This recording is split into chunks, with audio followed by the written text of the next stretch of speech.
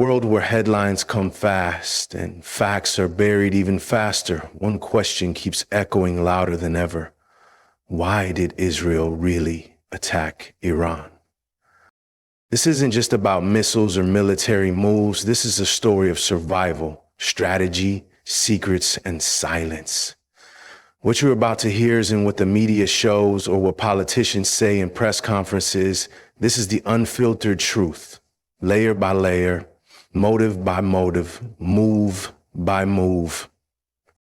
This speech will take you behind closed doors into the heart of the Middle East's most dangerous power struggle.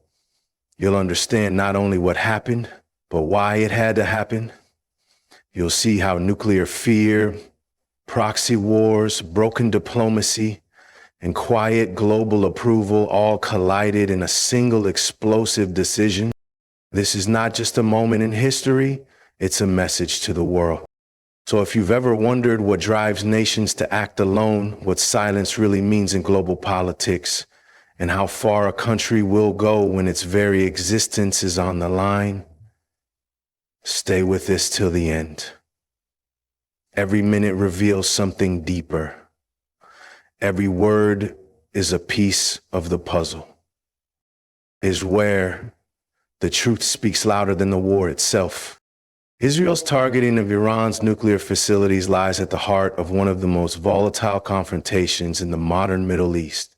The fear within Israeli leadership is rooted not in speculation but in history.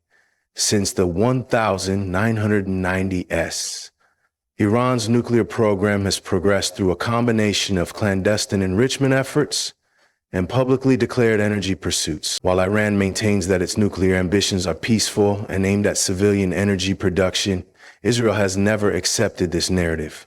From Tel Aviv's perspective, the possibility of a nuclear-armed Iran represents not just a strategic challenge, but an existential threat, one that cannot be negotiated or tolerated.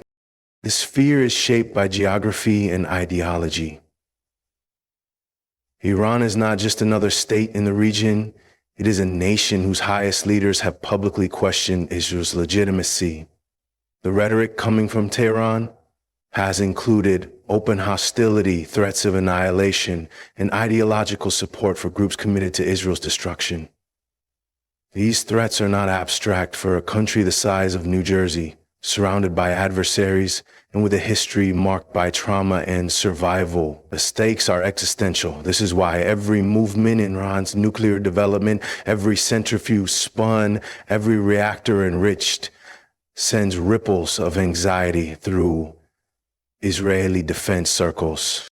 Israel's intelligence community has followed Iran's nuclear trajectory with relentless focus, from the exposure of secret sites like Natanz and Fordow to the famous Mossad operation that smuggled a vast archive of nuclear documents out of Tehran in 2018. Israeli efforts have shown just how seriously the threat is taken. These operations revealed inconsistencies in Iran's claims and gave further credence to Israel's narrative that behind the veil of diplomacy, Iran was buying time for a bomb. From a strategic point of view, allowing Iran to cross the nuclear threshold would shift the balance of power in the region permanently. It would embolden Iran's proxies, deter Israeli military action, and potentially trigger a nuclear arms race across the Middle East. For Israel, this cannot happen. And so, when diplomacy stalls, when international watchdogs are denied access, and when timelines inch dangerously close, Israel often chooses to act. Not to punish, but to prevent. The real target is not just steel and uranium, but time, capability, and the message that nuclear ambiguity will never be a shield. The conflict between Israel and Iran extends far beyond direct military confrontations. It plays out daily in a sprawling shadow war across the Middle East. Both nations have transformed the region into a chessboard, maneuvering not through open declarations of war, but through proxies, covert operations, cyber warfare, and intelligence networks. Iran's strategy is rooted in its support of non-state actors and regional allies who share its ideological and political opposition to Israel. Chief among these is Hezbollah, the heavily armed group based in Lebanon, which has evolved into a powerful Iranian proxy capable of striking deep into Israeli territory. With tens of thousands of rockets pointed south, Hezbollah acts not only as a deterrent, but as a strategic arm of Iran's influence. But the reach doesn't stop there. In Syria, Iranian forces and their allied militias have embedded themselves under the guise of supporting the Assad regime, building weapons depots and transit corridors near Israel's borders. In Iraq and Yemen, Iranian-aligned groups continue to challenge Israeli allies and interests. These proxy networks give Iran a layer offensive capability, indirect but deadly. Israel sees this web of alliances as a tightening noose, and its intelligence and military agencies operate constantly to disrupt it, targeting weapons convoys, key commanders, and infrastructure with surgical precision. Meanwhile, Israel has developed its own covert footprint, from airstrikes in Syria to sabotage campaigns within Iranian nuclear sites. It too plays the long game. The 2020 assassination of Iranian nuclear scientist Mohsen Fakhrizadeh, widely attributed to Israeli intelligence, sent a chilling message: reach and readiness. These operations are not reactive. They are deeply calculated responses to a growing asymmetric threat. At the core of this battle lies a war of ideologies and visions for the Middle East. Iran sees itself as the leader of the resistance axis, committed to erasing Western and Zionist influence from the region. Israel, on the other hand, sees itself as a beacon of stability and survival in a sea of hostility. Neither side is willing to back down. As a result, the region becomes the battleground, not just of armies, but of willpower, proxies, and strategic patience. A war fought in silence and shadows, where deniability is power and every strike is both a message and a move. Israel's military philosophy has long been shaped by what is known as the Begin Doctrine, a strategic policy rooted in the belief that no hostile nation in the Middle East should ever be allowed to acquire nuclear weapons. This doctrine took shape in 1981 when Israeli fighter jets launched a surprise attack on Iraq's Al-Sarak nuclear reactor, eliminating what Israel saw as a looming existential threat. The operation, codenamed Opera, was carried out unilaterally, without the backing of allies or international institutions. The precedent it set was clear. When faced with a potential nuclear-armed adversary, Israel would not wait for diplomacy or sanctions to work. It would strike first. That same doctrine resurfaced in 2007 when Israel launched Operation Outside the Box, destroying a suspected Syrian nuclear facility in the Deir ez-Zor region. Once again, there was no warning, no lengthy diplomatic debate, only swift and decisive action. Both of these operations reflect Israel's deeply ingrained security mindset, one forged in the aftermath of the Holocaust and through decades of conflict in a hostile region. The Begin Doctrine is not just military policy. It's a national imperative, born from the conviction that waiting could mean annihilation. When applied to Iran, this doctrine gains even more urgency. Iran is larger, more powerful, and more ideologically committed to opposing Israel than either Iraq or Syria ever was. Iranian leaders have openly spoken of the elimination of the Israeli state, and Tehran's backing of armed groups like Hezbollah and Islamic Jihad further reinforces the threat. With each advancement in Iran's nuclear capabilities, Israeli leaders grow more certain that the time for preemptive action draws nearer. The doctrine doesn't rely solely on confirmed weaponization. It operates on the principle of potential. If an adversary is close enough to pose a serious threat, and if there is evidence of deception or refusal to cooperate with international inspectors, then the threat is considered imminent. That interpretation gives Israel wide latitude to act, even in defiance of international opinion. It places responsibility for Israel's survival squarely in its own hands, regardless of the geopolitical fallout. The doctrine also serves a second purpose, communicates deterrence to the entire region, signaling that nuclear brinkmanship will not be tolerated under any circumstance and will always invite decisive and uncompromising retaliation. Iran's rise as a regional power has not occurred in silence or isolation. It has been deliberate, persistent, and defiant. Despite heavy sanctions, diplomatic isolation, and threats of military action, Iran has steadily expanded its influence across the Middle East. This defiance is not just about resistance to Western pressure. It is about crafting a regional order in which Iran holds strategic, ideological, and military sway. It has leveraged religion, anti-imperialist sentiment, and geopolitical vacuums to embed itself in the heart of several conflict zones, turning instability into opportunity.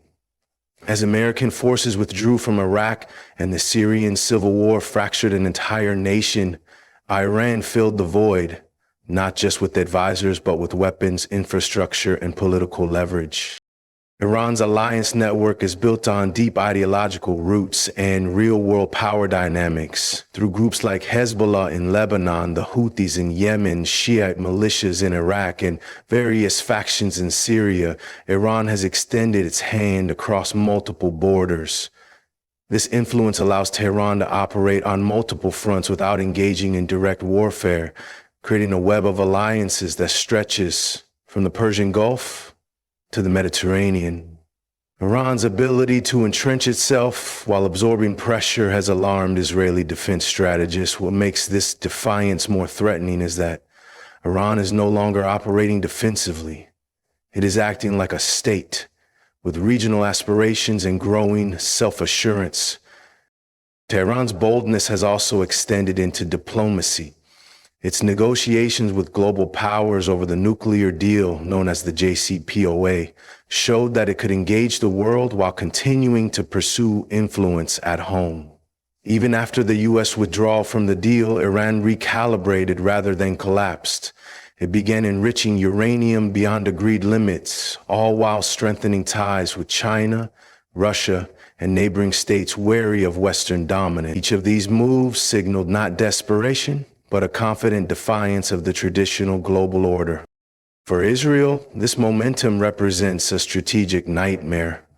The more defiant and influential Iran becomes, the harder it is to contain. Israel no longer sees Iran as a distant threat, but as a power pushing against its very borders. Each drone launched from Syria, each Hezbollah bunker stocked with missiles, and each diplomatic breakthrough Iran achieves represents a step closer to shifting the balance of power in the region. Israel sees this not just as a challenge, but as an erosion of deterrence and a dangerous normalization of Iranian strength. One of the most calculated aspects of Israel's decision to strike Iran lies in its understanding of international power dynamics, especially the silence or inaction of global powers. Over the years, Israel has observed a pattern. Condemnation often comes in words, but rarely in action. This silence, whether passive or strategic, is interpreted by Israeli leadership as a form of reluctant approval. When global superpowers like the United States, Russia, or the European Union hesitate to act decisively against Iran's nuclear progression or regional aggression, Israel concludes that it must act on its own terms. This perception of strategic loneliness has become a cornerstone of Israeli policy. Act early, act alone if needed, and accept the diplomatic fallout later. This mindset has only been reinforced by past experiences. The nuclear deal with Iran, known to the JCPOA, was viewed by Israel not as a solution, but as a dangerous compromise that gave Iran financial breathing room and a path to legitimacy. When the deal fell apart and Iran resumed uranium enrichment, many expected a stronger global reaction. But sanctions alone were not enough for Israel, which views timelines differently. While the world negotiates, Iran builds. While diplomats talk, centrifuges spin. This divergence in urgency has widened the gap between Israel and the rest of the world in terms of acceptable thresholds for military action. Israel's leadership understands the geopolitical balancing act that shapes international responses. The United States, for instance, is cautious about another war in the Middle East. Europe is consumed by energy dependencies and political fragmentation. Russia and China see Iran as a useful partner against Western influence. This fragmented global landscape creates space for Israel to maneuver.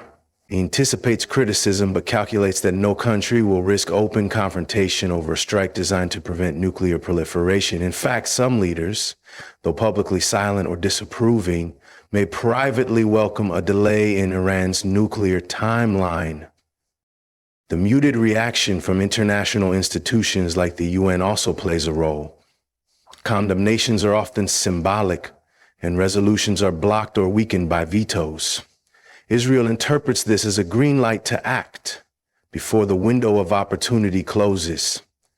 It knows that once Iran crosses certain technical thresholds, the cost of intervention will rise dramatically. But when international silence meets national urgency, Israel moves decisively and without waiting for permissions from a world too divided to act in time.